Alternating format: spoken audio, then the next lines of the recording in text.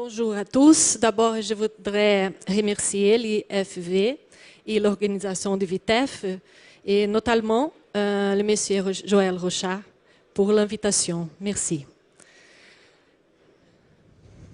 Bon, je suis à l'Institut d'économie agricole au Brésil, à São Paulo, se trouve à São Paulo, et c'est appartient au secrétariat de l'agriculture de l'État de São Paulo.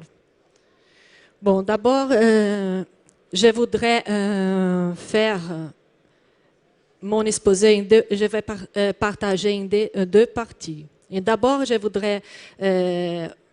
vous offre un panorama de la vitiviniculture brésilienne. Et après, je vais me concentrer surtout dans l'État de São Paulo.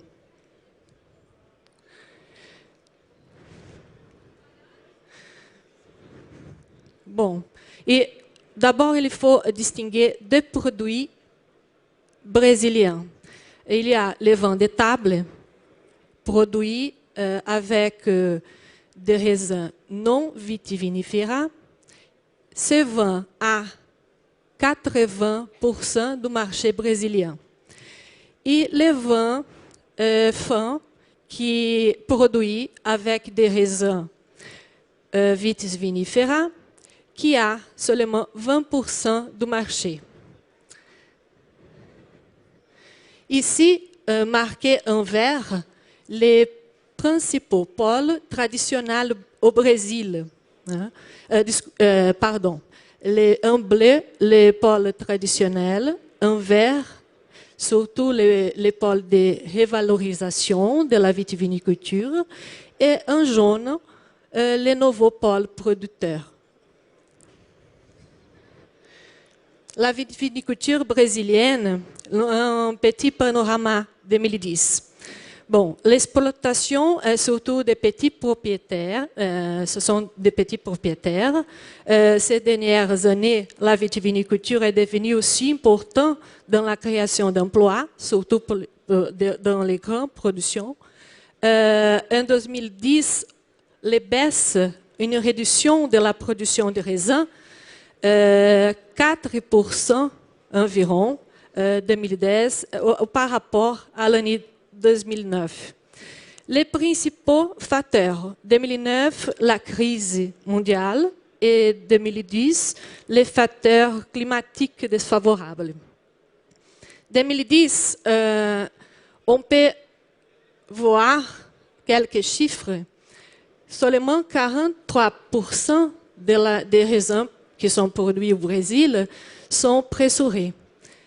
La plupart de la production sont destinées à la consommation en frais.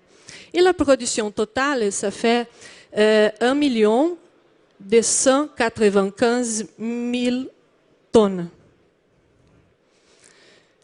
Et la production du vin, 1 litre 2010, l'État brésilien le plus important, c'est l'État du Sud, Rio Grande do Sul, qui ils ont fait 14 millions de litres.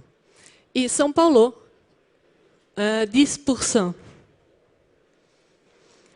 Le premier pôle traditionnel que je voudrais exposer, c'est le Vale de São Francisco, qui est surtout au nord-est du pays. Et ici, j'ai mis quelques photos. C'est un grand producteur de raisins de table, surtout. Au sud de Minas Gerais, on a un autre pôle traditionnel au Brésil qui a beaucoup développé dans ces dernières années. Et les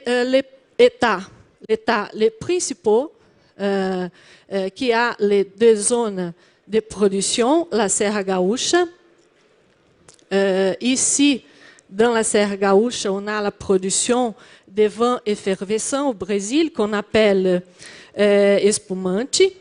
Et les principaux cépages, ce sont le Chardonnay, Pinot Noir et Riesling aussi. Et plutôt au sud, plus au sud, on a la Campanha Gaúcha. Ici, justement, à la frontière du Uruguay et de l'Argentine. C'est une région qui a beaucoup développé la vitiviniculture, c'est très important dans ces dernières années. Et parmi les cépages, on peut distinguer les Tannat, c'est pour Merlot aussi, et Cabernet Sauvignon. Ici, l'État de São Paulo, et c'est les régions où je travaille. Surtout le leste paulista, c'est une région plus proche de la mer. Dans mon institut, j'ai fait des statistiques et maintenant, je suis en train d'organiser la chaîne productive de l'État de São Paulo pour avoir un projet collectif et des démarches, des actions de développement local et territorial aujourd'hui. L'importance de l'immigration, particulièrement l'italienne et la portugaise, et l'adaptation da cultivar américaine Isabelle.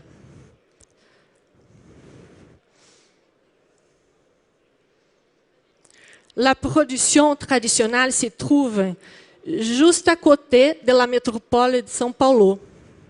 Les municipalités de Jariru, Jundiaí, São Roque. Ici, l'importance, l'influence de l'immigration italienne, surtout.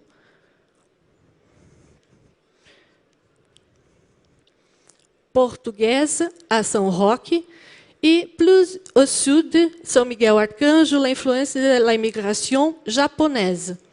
La richesse de l'immigration au Brésil, la richesse de différentes cultures, c'est très important pour l'énotourisme, le tourisme rural et le tourisme du vin aussi. L'immigrant italien et l'organisation du vignoble à São Paulo. La vitiviniculture a introduit la tradition de la propriété familiale et l'aménagement du territoire basé sur la religiosité et la production. On peut voir la construction des bâtiments autour de l'église et juste à côté des unités de production. Ce sont des communautés très caractéristiques de la municipalité de Jundiaí. C'est juste à côté de São Paulo. Là, il y a peut-être 60 km de São Paulo.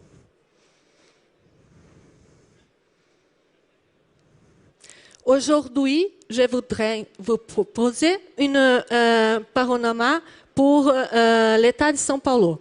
On peut voir ici, les Syrah sont des cépages, c'est une cépage qui a beaucoup développé.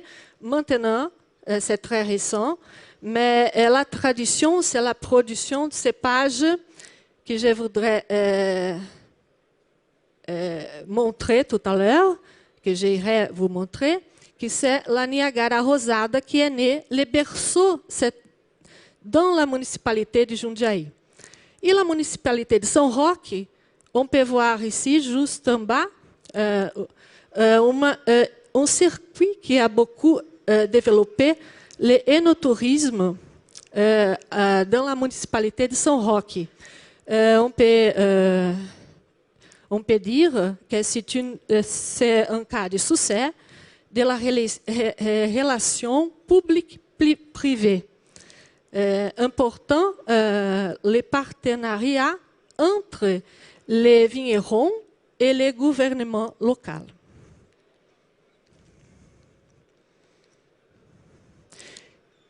Et dans la municipalité de São Miguel Arcanjo, la production de raisins de table et l'organisation de petits producteurs de deux associations qui sont devenues très importantes. Et plus au nord, de l'État, on a la municipalité de Jales, on a une unité de la Embrapa.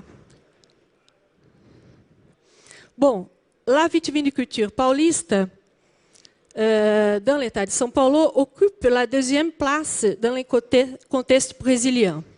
Est caractérisée par la production de raisins de table et de vins issus de la variété américaine et hybride. On peut dire que la production du vin dans l'État de São Paulo avec des raisins non vitis vinifera. La production du vin fin, ça commence. La production de raisins São Paulo occupe la deuxième place au Brésil. La première est occupée pour la production do Rio Grande do Sul. Les pôles vitivinícolas de São Paulo, les ressources territoriales, c'est ça l'importance pour le développement local et territorial.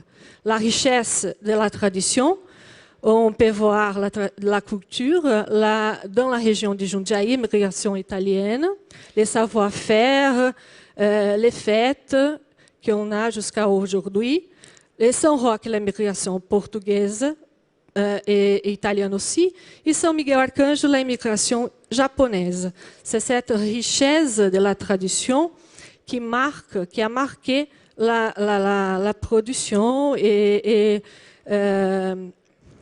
la société locale. Les cultivars, les cépages typiques dans la région de Jundiaí, on peut dire que c'est le berceau de la Niagara rosada et à Máximo, qui a été construit pratiquement pour l'Institut agronomique de Campinas. On peut voir ici les principaux cépages qu'on a dans la région du Jundiaí. La première, IAC, que c'est une hybride, et la deuxième, la Niagara rosada. Bon, le travail qu'on a fini en 2010, on peut enregistrer les défis et les principales potentialités pour la vitiviniculture à São Paulo. Les principaux défis, on peut dire l'expansion urbaine, industrielle, le manque de raisins pressurés, le manque de main-d'œuvre qualifiée surtout, le manque d'information et l'informalité de la production du vin. C'est ça qu'on voudrait résoudre avec la formation des coopératives des producteurs de vignerons. Et les principales potentialités, on peut remarquer la concentration de la production, la tradition, l'onetourisme et le tourisme rural, qui ça monte, l'amélioration de la gouvernance. On a organisé la chaîne de production, la création des coopératives et des associations et les cépages typiques. Ici, on peut voir les points bleus. Ce sont des unités de production de raisins et la tache rouge, l'expansion urbaine.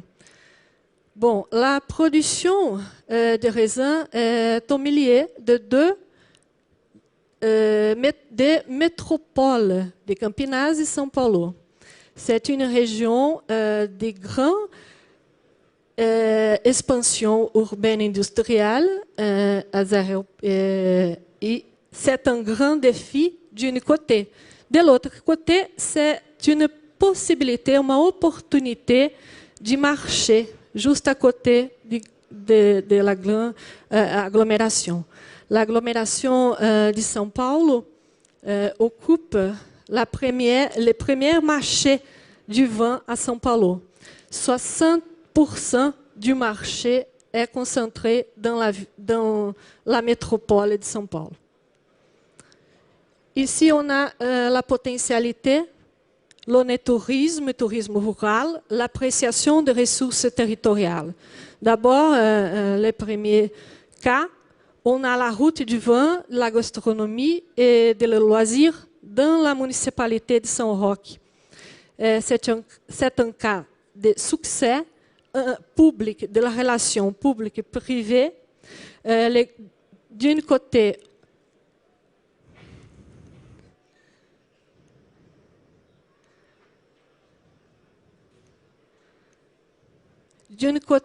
le gouvernement local, les secrétariats de développement économique, tourisme et loisirs, et de l'autre, les vignerons.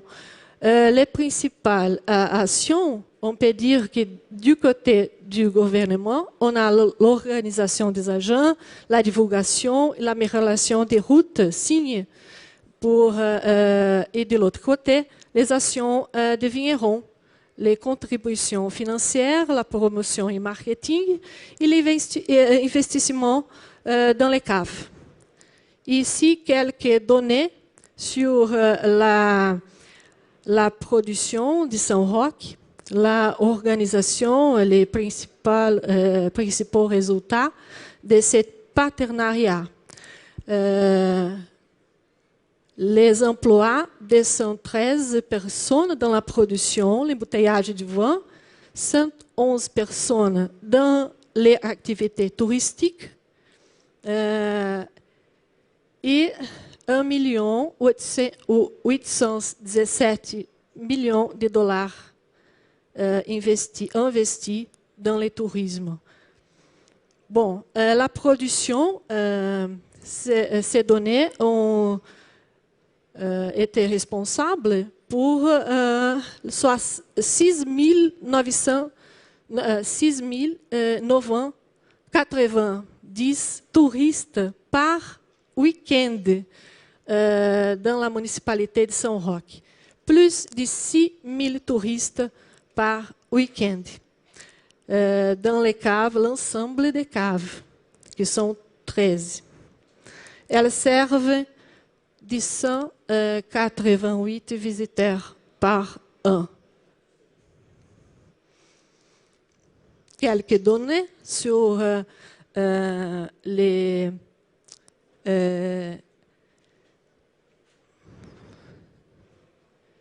touristes. Ici, les principales activités touristiques des caves. Les principales, c'est la vente des vins, les restaurants, c'est la deuxième, boutique d'artisanat et produits locaux, café et visite de vignobles. Ici, on peut voir l'appréciation des ressources territoriales, l'œnotourisme. Donc, le premier, le foulage du raisin, l'activité de récolte traditionnelle et le vendage, activités touristiques, sont des activités traditionnelles qui ont été récupérées, revalorisées pour l'œnotourisme. Et l'œnotourisme local associé à la gastronomie, surtout l'artichaut, qui est un produit très connu et c'est très important dans la municipalité de São Roque. Bon, merci. Excusez-moi pour mes fautes.